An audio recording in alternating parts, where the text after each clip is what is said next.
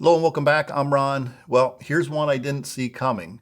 Amid increased concerns about drone safety in the U.S., including a recent case where a DJI drone interfered with wildfires, those efforts in Los Angeles, DJI has made a surprising decision. The company will no longer enforce restricted fly zones or no-fly zones that automatically prevent drones from entering restricted areas. Yeah, I didn't see this one coming at all. So what's DJI done? DJI will no longer enforce strict no-fly zones that automatically prevent drones from entering restricted areas. Instead, drones will now be issued a warning that operators can choose to ignore, relying solely on the user's judgment and the possibility of legal penalties to prevent unsafe or illegal flights. So if you don't know, for years, DJI drones automatically enforced no-fly zones across the United States. These zones included critical areas like airports, power plants, wildfire zones, government buildings, things like the White House. This geofencing technology ensured drones couldn't fly where they weren't supposed to. But in a surprising move, DJI has announced it will no longer enforce these restrictions. Instead of blocking drones from taking off in restricted areas, DJI drones will now issue a dismissible warning, just a warning.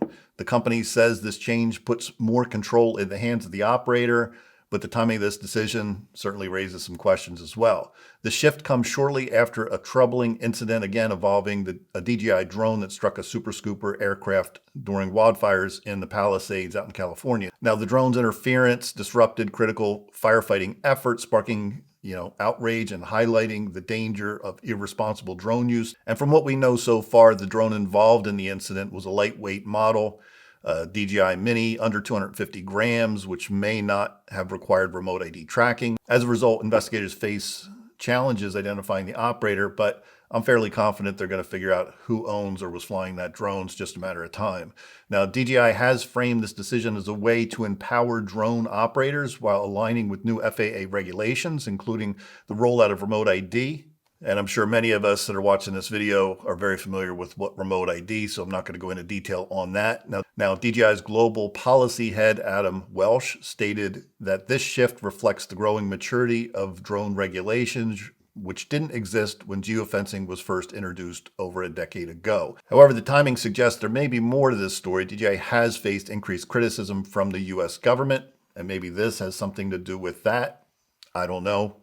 Just something to think about. Now, with little recognition for its voluntary geofencing system and mounting geopolitical pressure, DJI may see less incentive to maintain restrictions that weren't legally required. And maybe that's, like I said, something that they're considering. And of course, the removal of geofencing is going to spark, I'm sure, some very mixed reactions. Supporters, I'm sure, will argue that the technologies like remote ID make geofencing redundant by providing a way to track and penalize rule breakers. But of course, then you're going to have others who are going to be critics and worry that this change could lead to more safety risks, especially among less experienced pilots. Now, I'm going to lean toward the latter. I think this is going to probably open up a can of worms, but we'll see. Brandon Schulman, DJI's former head of global policy, called the decision a major shift in drone safety. He noted that geofencing had prevented countless accidents over the years and was an effective risk-based approach to aviation safety. Schulman also pointed out the irony of DJI's removing geofencing nearly a decade after a DJI drone famously crashed and landed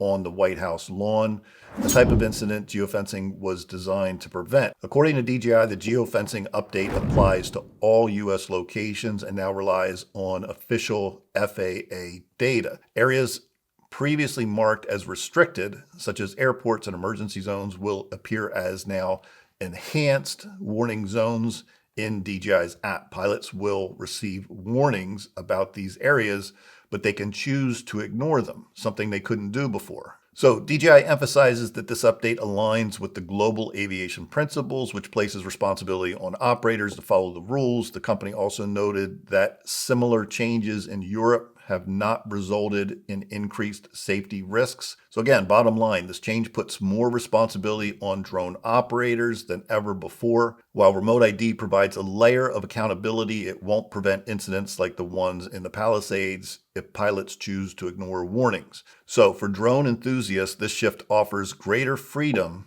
but also greater risk. Flying responsibly, staying informed about aircraft and airspace restrictions, and using common sense are more important than ever in 2025. Ultimately, DJI's decisions reflect evolving relationships between technology regulation and user accountability. Whether this move will lead to more innovation or more incidents remains to be seen. I personally didn't see this one coming from DJI. Perhaps they're just fed up with being the scapegoat for so much bad press. Really not sure. And I should quickly mention that this is all effective as of January 13th of 2025. Today's the 15th, so it's already in effect. What do you think about this recent move by DJI to no longer enforce geofencing on their drones? Let me know your thoughts. I'm interested in hearing what everybody has to say. Till next time, see you in the next video. Take care.